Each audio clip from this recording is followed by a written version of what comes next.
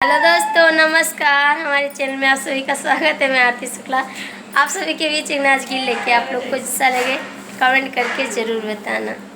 ने बुलवा के ठाड़ी राजा बंसी बजावे, ने बुलवा के ठाड़ी राजा बंसी बजावे।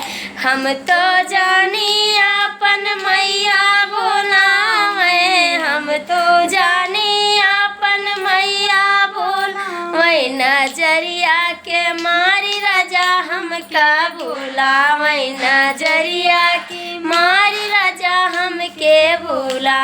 इन्हें बुलवा के ठाड़ी राजा बंसी बजावे, इन्हें बुलवा के ठाड़ी राजा बंसी बजावे। हम तो जानी अपन भाभी बोलावे, हम तो जानी अपन भाभी बोलावे। नजरिया के मारी राजा हमका बुलावे, नजरिया की मारी राजा हमका बुला।